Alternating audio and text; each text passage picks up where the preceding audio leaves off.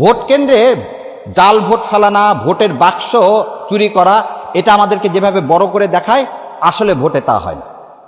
Vote বাক্স চিন্তা করে একটা মানুষকে জিতান যায় না। কারণ ধরে নেন ভোট বাক্স উনি এক পার্টি এক জায়গায় করবে, আমি আরেক জায়গায় করবো, তাহলে তো ব্যালেন্স হয়ে গেল। রাষ্ট্রীয়ভাবে পরিকল্পিত করে যেটাকে করা হয় সেটাকে বলা ইলেকশন ইঞ্জিনিয়ারিং।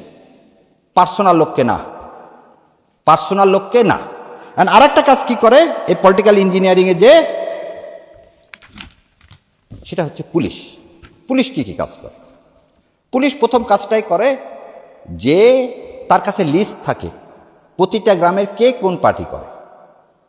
তো ওনাদের সাথে ডিল হয়ে গেল, ধরেন আমি জামাত ইসলামের ক্যান্ডিডেট, আমি বলে দিলাম এই এসপি সাহেব আর আপনাদের জন্য এই 5-10 কোটি টাকা থাকলো, আগের দিন দুটা বোম ফাটায় একটা নাটক করবেন জঙ্গিবাদের একটা মাদ্রাসায় করে, ওই এলাকায় যত জামাতের ইসলামের আছে সবগুলোকে কিন্তু ধরে ফেলবেন রাতের বেলা।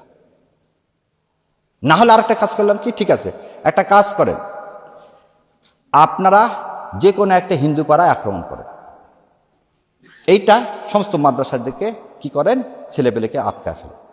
এইটাই চলে এসছে 53 বছর। এইটা যাতে করতে না পারে সেদিকে আমাদের দৃষ্টি দিতে হবে।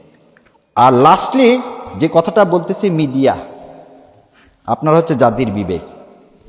আপনারা যদি এই জিনিসগুলোকে প্রান্তিক মানুষের কাছে পৌঁছে না দেন, তাহলে মানুষের পক্ষে, ভোটের পক্ষে, জুলাইয়ের সনদের পক্ষে মতামত তৈরি করা কঠিন হয়ে যাবে।